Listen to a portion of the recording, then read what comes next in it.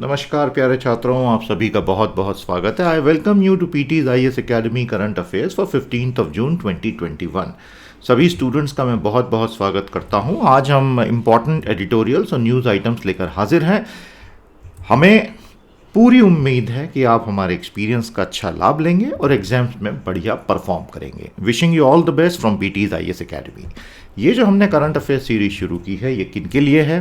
This is for all the very serious UPSC aspirants, all the serious state PSC aspirant जिनको editorials वगैरह बहुत अच्छे से समझना जीएस के लिए ज़रूरी है। सभी टॉपिक्स के, ये सिलेबस के सभी हिस्सों को कवर करता है। वो सभी लोग who wish to save time and effort, और वो सभी जिन्हें सिंप्लिसिटी, क्लैरिटी अच्छी लगती है और नोट्स बनाने को लेके जो बहुत गंभीर हैं। प्यारे दोस्तों, शुरू करते हैं पीटीज एनालिसिस नंबर 1। तो आज मैं आपके लिए 6 एनालिसिस लेकर हाजिर हूं और ये हमारा क्लास सेशन नंबर 2 है और ये एनालिसिस नंबर 1।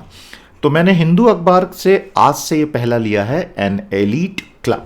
शुरू करें तो ये G7 के ऊपर है, बहुत बढ़िया समरी आपको मिलेगी। G7 का जो जून में सम्मेलन हुआ 2021 में, उसमें से 2 बड़े स्पष्ट संदेश निकल कर आए, ऐसा हिंदू का एडिटर कहता है। पहला संदेश क्या था भैया? कि अमेरिका के राष्ट्रपति जो बाइडेन ने दुनिया को बता दिया, America is now back. Donald Trump जो अमेरिका को पूरी तरह से आइसोलेट करने पे तुले थे, मल्टीलैटरलिज्म खत्म करने पे तुले थे, अमेरिका लौट आया है। और दूसरा बड़ा संदेश क्या था? कि हम सब मिलकर चाइना से टक्कर लेंगे, चाइना से लोहा लेंगे। इसी वजह से चाइना ने सामने से स्टेटमेंट जारी करके बोला कि this is the cold war mentality. First, पहला मैसेज क्या था? कि अमेरिका इज बैक। अब अमेरिका ने कमिट कर दिया है कि 100 करोड़ वैक्सीन गरीब देशों को देंगे। तो G7 ने कमिट किया है ये अमेरिका के प्रोडिंग पे।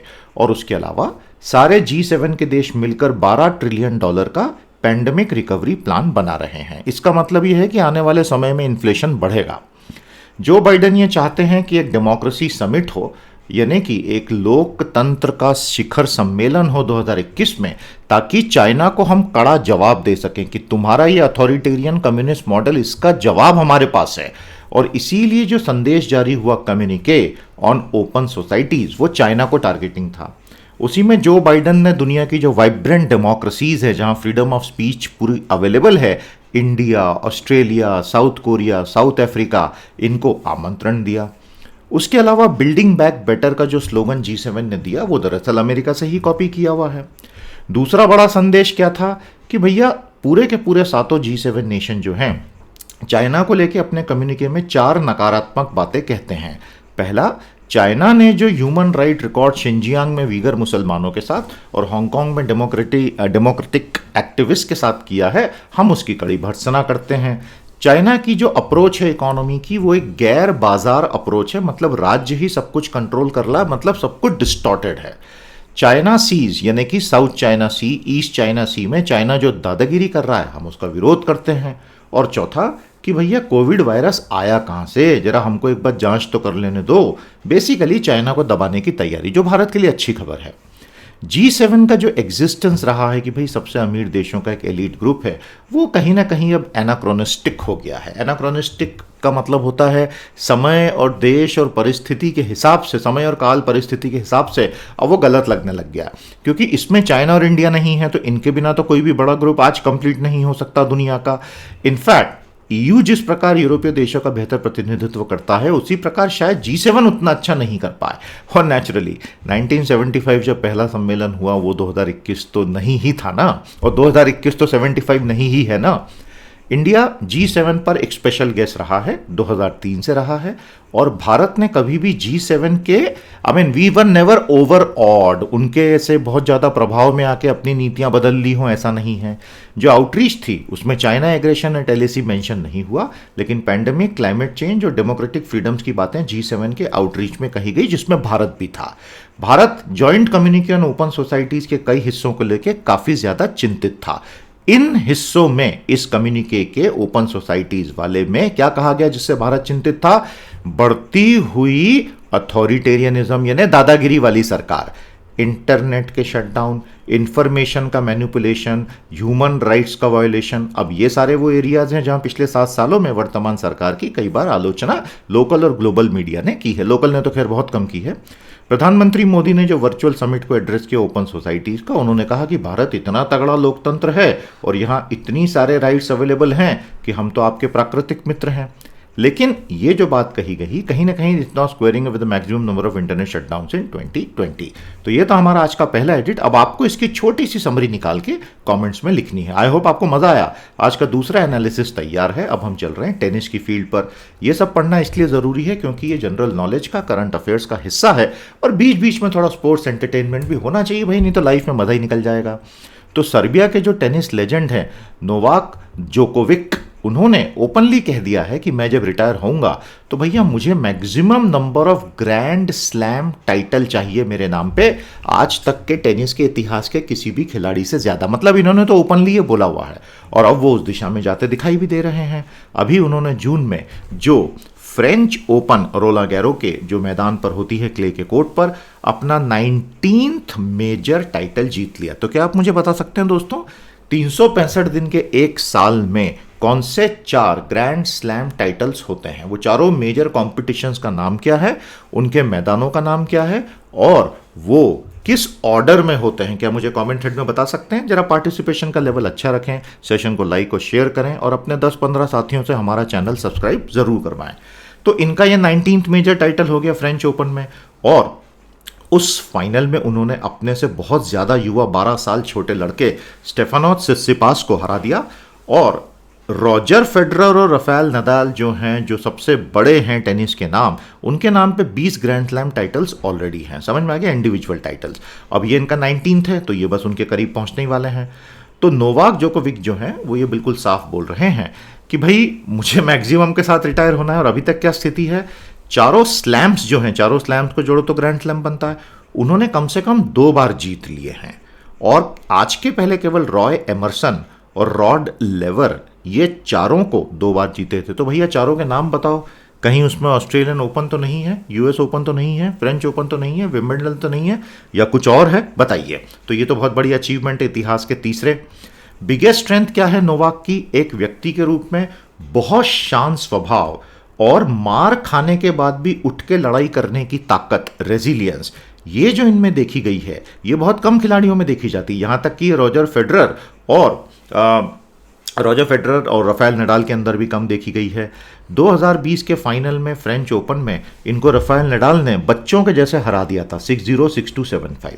उसके बाद तो कोई भी व्यक्ति इमोशनल डिप्रेशन में जाके सरेंडर करके भाग जाता, लेकिन ये भाई साहब अगले साल आए और राफेल नडाल को ही हरा दिया उन्होंने, बुरी तरह से हरा दिया इस साल। इसको कहते हैं रेजिलियंस। तो जोकोविक जो हैं, ये कई लोग ऐसा कहते हैं और हिंदू का एडिटर तो कहता ही है कि इस टेनिस युग के सबसे कंप्लीट प्लेयर है क्योंकि उनका बैलेंस, फुटवर्क, टाइमिंग जो है परफेक्ट है।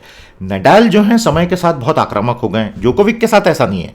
और फेडरर जो है वो रैकेट का हेड और वो सबका शेप बदला है, लेकिन नडाल जो है और सिसिपास जो है, उन्होंने इस साल जोकोविक का बेस्ट परफॉर्मेंस देखा और ये अनुभव कम से कम राफेल नडाल और ग्रीक स्टार स्टेफानोस सिसिपास के लिए बहुत ही ज्यादा पेनफुल रहा होगा कि कहां इसके सामने पड़ गए। गोल्डन ग्रैंड स्लैम अब इनके रीच में है। गोल्डन ग्रैंड स्लैम का मतलब होता है चारों मेजर स्लैम कॉम्पिटिशन्स और ओलंपिक गोल्ड, क्योंकि टोक्यो वाले तो भैया कसम खा के बैठेंगे हम तो ओलंपिक कराएंगे ही कराएंगे। मतलब मान ही नहीं रहे जापानी, वो तो बोले कोरोना हो फोरोना हो हमको तो ओलंपिक करना, इतने पैसे लगा दिए अब क्या करेंगे। पैरेलल में चेक रिपब्लिक की फर्स्ट सिंगल्स विमेन चैंप जो पेरिस में आई हैं 40 साल में, बारबरा क्रेग्जिकोवा, उन पर भी नजर रखना जरूरी है, वो इमर्जिंग स्टार है। मजा आया आपको? समरी निकाल के बताइए। और कितने लोगों को टेनिस फॉलो करने में इंटरेस्ट है? प्रिंस अनुपम हमारे स्टार हैं पश्चिम बंगाल से। आपने बड़ी बड़ी सिविल सर्विसेज की परीक्षा हाल ही में क्लियर की है और जो बिहार पब्लिक सर्विसेज कमीशन है बीपीएससी, उसकी स्टेट सिविल सर्विसेज एग्जाम में अच्छा रैंक लेकर आए हैं। बहुत प्यारा टेस्टिमोनियल आपने लिखा है, आपको हमारी शुभकामनाएं। आप सब भी जरा प्रिंस अनुपम को अच्छी खासी शुभकामनाएं दे दीजिए भैया, तो हमें भी जरा मजा आएगा। रोहित सिंह राजपूत मध्य प्रदेश से हैं। आपने बहुत प्यारी प्यारी एग्जाम्स क्लियर की और आप हमको फॉलो करते आए हैं। आपको भी जरा शुभकामनाएं कमेंट थ्रेड में सब बच्चे दे दें। ये मैं इनके टेस्टिमोनियल इसलिए लाया हूं कि आप सबको थोड़ा जोश आए। प्यारे दोस्तों, आप चलते हैं और आप जरा टेस्टिमोनियल हमारी सेवाओं से प्रभावित हों तो इन लिंक्स पे जाके दे सकते हैं, नीचे कमेंट में लिंक दी है। अब आते हैं road from Galwan a year later. तो सुशांत सिंह जो हैं वो जियो स्ट्रेटेजिक मामलों पर, डिफेंस मामलों पर लिखते हैं हिंदू में, और इन्होंने बोला है कि गलवान की लड़ाई को 1 साल हो गया तो हम कहाँ पहुंचे। देखिए 15 जून 2020 को पहली बार चाइना और भारत की सेनाओं के बीच में हाथों से झड़प हुई, 1975 के बाद पहली बार। और जब हुई तो उसमें कई सैनिकों की दुखद मृत्यु हो गई, शहादत हो गई भारतीय सैनिकों की। हालांकि दोनों ही सरकारों ने पब्लिकली अभी तक कुछ नहीं बोला है कंप्लीट डिटेल्स के साथ। यहां तक कि गवर्नमेंट ऑफ इंडिया ने अभी तक कोई ऑफिशियल अपडेट पिछले 13 महीनों में लद्दाख पे पॉइंट वाइज ऑफिशियल अपडेट नहीं दिया है। अगर दिया है तो डिफेंस मिनिस्टर की स्पीचेस हुई हैं पार्लियामेंट में, जिसपे किसी भी एमपी को सवाल पूछने की इजाजत स्पीकर ने नहीं दी थी। रीजन यह दिया गया है कि ऑफिशियल सिक्योरिटी हमारा कारण है कि हम नहीं बता सकते। सुशांत सिंह कहते हैं कि वास्तविक रीजन यह है कि वर्तमान सरकार के लिए बहुत एम्बैरेसिंग सिचुएशन हो गई है, क्योंकि सरकार के प्रमुख प्रधानमंत्री स्वयं बोल चुके थे कि न तो कोई घुसा है न कोई घुसाया है, जबकि साफ साफ पता है कि भारत के बहुत सारे हिस्से पे चीनी सैनिक आगे तक घुस के अभी तक बैठे हैं, डिसंगेज नहीं कर रहे हैं, और सबसे खराब डेप्सांग प्लान में। तो डॉजिंग डिनायल डाइग्रेशन हुआ, ऐसा हिंदू का एडिट कहता है। फैक्ट क्या है, पीएलए अब ऐसी कई जगहों पर अपना तंबू गाड़ के बैठ गया है जो पहले भारत के कंट्रोल में थी अप्रैल 2020 तक। एलएसी लद्दाख की क्राइसिस जो आई, इसका टाइमिंग बड़ा अजीब रहा। फरवरी 2020 में डोनाल्ड ट्रंप इतना बड़ा इवेंट भारत में करके गए, और उसके ठीक 1 साल पहले ममल्लापुरम तमिलनाडु में स्वयं मोदी जी ने शी जिनपिंग को बुलाकर दूसरी अच्छी सक्सेसफुल समिट की, और उसके ठीक बाद ये यहां पर घुस गए। भारत की कैबिनेट कमेटी ऑन सिक्योरिटी की भी कोई ऐसी खास मीटिंग इसके ऊपर अभी तक हुई नहीं इस पूरे मुद्दे पर। लेकिन आज स्थिति सेना के नियंत्रण में है। 60,000 सैनिक हमारे वहां तैनात हैं, और पूरा का पूरा एलएसी पर चाइना और अधिक इंग्रेस न करे, यानी पीएलए और अधिक अंदर न घुसे, यह सुनिश्चित कर दिया गया है। लेकिन पीएलए तो already Gogra, hot spring, Demchok में भारतीय लाइन के इस तरफ घुस चुका है, तो उसके पास एक टैक्टिकल एडवांटेज है। लेकिन ये सब तो छोटी समस्याएं हैं, बड़ी समस्याएं हैं डेप्सांग के मैदान। डेप्सांग प्लेन में चाइना के पास काफी ज्यादा एडवांटेज आ गया है, और इस साल फरवरी मार्च में वादा खिलाफी करके चाइना ने डिसंगेज किया ही नहीं, जबकि भारत ने पेंगोंग सो झील और कैलाश रेंज जो ऊपर अपनी चोटियां हासिल की थी वो छोड़ दी, ये सोच के कि पीएलए अपनी जगह छोड़ेगा। अब पीएलए और चाइना के लोग तो भैया दे आर नोन धोखेबाज, यानी आपने मान कैसे लिया कि वो मानेंगे? वो तो नंबर 1 के झूठे लोग हैं, और उन्होंने वो साबित कर दिया। वो पीछे हटे ही नहीं, तो आपका एडवांटेज खत्म हो गया। दूसरी बड़ी बात यह है कि हमारे chief of defence staff Vipin Rawat साहब, जो सबसे बड़े जनरल हैं भारत के, उन्होंने अपनी सेना का पूरा रुख पाकिस्तान से हटा के चाइना कर दिया, और खुल के बोल दिया कि भैया हमारा असली खतरा तो चाइना है। अब ये दोनों मिलके कश्मीर के पूरे क्षेत्र में दिक्कत पैदा कर सकते हैं, ये बात भारत सरकार को समझ में आ गई। इसी को कोल्यूसिव थ्रेट कहते हैं, और इसी वजह से back channel peace talks Pakistan के साथ सरकार ने शुरू करके लाइन ऑफ कंट्रोल पे सीज फायर करवा लिया, जो कि एक बहुत ही वाइज मूव है। भारत और अमेरिका अब इस मुद्दे पे आपस में बात कर रहे हैं। एंटनी ब्लिंकन जो वहां के सेक्रेटरी ऑफ स्टेट हैं प्रेसिडेंट जो बाइडन के अंडर, उन्होंने इसके ऊपर साफ साफ वक्तव्य भी दे दिया है, और भारत अब अमेरिका की सेना से एमडीओ सीख रहा है। एमडीओ क्या होता है भैया? Multi domain operation. Multi domain operation क्यों? क्योंकि जो पीएलए है उसने टेक्नोलॉजी में इतना भयंकर इन्वेस्टमेंट कर दिया पिछले 10 सालों में, drone warfare, artificial intelligence warfare, cyber warfare इत्यादि, कि भारत को तो लड़ना पड़ेगा। चाइना इस सब के बावजूद पिछले 2020-21 में चाइना भारत का नंबर 1 ट्रेड पार्टनर बन गया, ये जमीनी हकीकत है। और भारत का 13% व्यापार अब चाइना के साथ होता है। एक तरफ वो, एक तरफ ये। भारत ने चाइना को वैसे ये साफ बोल दिया है कि अप्रैल 2020 का स्टेटस को एंटे जब तक नहीं आएगा। स्टेटस को एंटे का मतलब होता है स्टेटस को एंटे बेलम, यानी युद्ध होने के पहले की यथास्थिति लेकर आओ, स्टेटस को एंटे बेलम। तो मुझे बताइए कमेंट थ्रेड में स्टेटस को एंटेबेलम क्या होता है। तो जब तक आप ये नहीं करोगे स्टेटस को एंटेबेलम रिस्टोर, हम आपसे कट्टी रहेंगे, आपसे बुच्ची नहीं होने वाले, आपसे हमारी कोई दोस्ती नहीं। बच्चों में होती है ना कट्टी और बुच्ची, अब हम आपसे दोस्ती नहीं करेंगे जब तक आप स्टेटस को एंटेबेलम।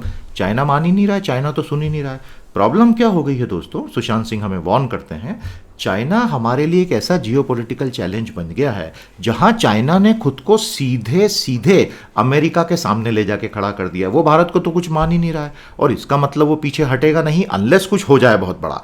और भारत कभी भी अमेरिका और चाइना के बीच उभर रहे नए शीत युद्ध का हिस्सा बनना ही नहीं चाहेगा। इसका मतलब अब भारत के सामने ऑप्शन क्या है? चाइना के साथ एक बहुत ही अनईजी काम के साथ हमें जीना पड़ेगा और अपनी नज़रें खुली रखनी पड़ेगी। देखिए सीधी सी बात है, आज हमारी इकोनॉमी $2.7 ट्रिलियन की है, चाइना की इकोनॉमी $15 ट्रिलियन की हो चुकी है। इस गैप को तो भर पाना 10 सालों में पॉसिबल नहीं है ना, और इस वजह से इसका मिलिट्री फॉलोआउट ऐसा हो रहा है। आ गई बात समझ में? साथियों, हमारे बहुत ही शानदार करंट अफेयर के कोर्सेज चलते हैं, सीए बूस्टर प्रीमियम और पावर ऑफ 10। अगर आप जीएस को लेकर सीरियस हैं तो ये जो पावर ऑफ 10 का कोर्स है, आप इसको ट्राई कीजिए, आपको बहुत अच्छा लगेगा। अभी इस वीडियो के नीचे ही ज्वाइन का बटन है, उससे आप मुझे यूट्यूब पे ज्वाइन कर सकते हैं पावर ऑफ 10 में, और नहीं तो पीटी साइट पर आकर आप इस लिंक पे क्लिक करके ज्वाइन कर सकते हैं। आज का पीडीएफ डाउनलोड करेंगे, स्लाइड पे क्लिक करोगे, ये भी आपको साइट पे ले जाएगा। पावर ऑफ 10 में क्या होता है, महीने में 4 बार हम 2 से ढाई घंटे के बहुत डिटेल सेशन आपको कराते हैं, और ये जो 2-2 घंटे के सेशन अभी ऑलरेडी 52 सेशन पोर्टल में अवेलेबल हैं। तो आप आज से ज्वाइन करेंगे तो आपको 52 सेशन तो ऑलरेडी पढ़ने के मिलेंगे। जीएस की ऐसी तैयारी आपकी कहीं नहीं होगी। तो उम्मीद करूंगा आप में से कई लोग जुड़ेंगे। चौथा एनालिसिस है पॉलिसी डिफिकल्ट टू डिफेंड, यानी कि भारत की वैक्सीन नीति। देखिए, जून 2021 में भारत सरकार ने अपनी पूरी पॉलिसी को रिवर्स कर दिया वैक्सीनेशन की, और राज्यों को बोला कि भैया तुमको तो वैक्सीन खरीदने की जरूरत नहीं, अब मैं तुमको खरीद कर दूंगा। प्राइवेट सेक्टर को 25% टोटल खरीदी का वैक्सीन हम देंगे। अब ये प्राइवेट शेयर का जो निजी क्षेत्र के जो अस्पताल हैं, अगर भारत के टोटल वैक्सीनेशन सेंटर का काउंट लगाया जाए तो जितनी वैक्सीन इन लोगों को दी जा रही है, मतलब 25%, इनके जो टोटल वैक्सीनेशन सेंटर हैं वो टोटल सेंटर का 25% नहीं है। मतलब पहले ही दिन से जो डिमांड सप्लाई मिसमैच होना है, क्योंकि प्राइवेट सेक्टर के पास तो उतने सेंटर ही नहीं है, तो उनको as a proportion of total vaccines delivered ज़्यादा ही मिलने वाली है। इसका मतलब सोशल इनिक्विटी बढ़ेगी। अब यहाँ सरकार का अजम्पशन क्या है? सरकार का अजम्पशन ये है कि भारत के 25% आबादी जो है वो अमीर आबादी है। अमीर आबादी यानी rich classes, upper middle classes, middle classes, और ये तो वैक्सीन के लिए पैसा दे ही देंगे। 1000 रुपये 1500 रुपये इनके लिए कुछ भी नहीं है, और अगर 10 लोगों का परिवार है तो 10,000 20,000 रुपये इनके लिए कुछ नहीं है। देखिए, कभी भी जब वैक्सीन प्राइवेट सेक्टर में बेचने की बात होती है ना, ये मैं आपको बोल रहा हूँ, तो कभी भी ये मत सोचना कि एक वैक्सीन कितने की, हमेशा सोचना कि एक परिवार को कितना खर्चा होगा। तो मिनिमम 5 से 10 से 15,000 का खर्चा एक परिवार में होता है, तब आपको एक सही सेंस आएगा।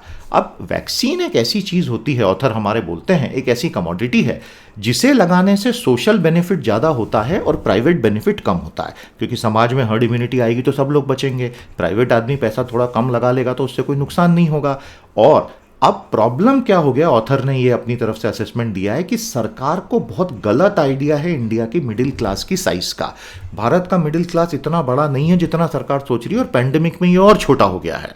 मार्केट्स सामान्यतः दुनिया भर में जितनी भी कमोडिटीज की पॉजिटिव एक्सटर्नैलिटीज ज्यादा होती हैं, उनको हमेशा अंडर प्रोड्यूस करते हैं, और प्रिवेंटिव सर्विसेज जैसे कि वैक्सीन लगा के भविष्य की बीमारी बचनी, उसको प्रिवेंटिव कहते हैं, उनकी प्राइवेट डिमांड हमेशा कम होती है।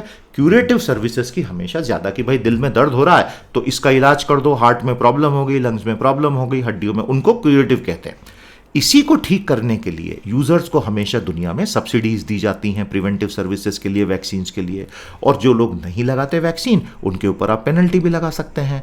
अब इसमें 2 इश्यूज हैं। पहली बात, अपर 25% मिडिल क्लास एक्चुअली उतना बड़ा है ही नहीं जितना सरकार समझ रही है, तो उनसे उतनी डिमांड नहीं आएगी, और उनमें जिनके पास पैसे हैं भी वो भी कोशिश करेंगे कि सरकारी फ्री वैक्सीन पहले ले लें, तो जो गरीब हैं उनकी क्राउडिंग आउट तो फ्री से भी हो जाएगी।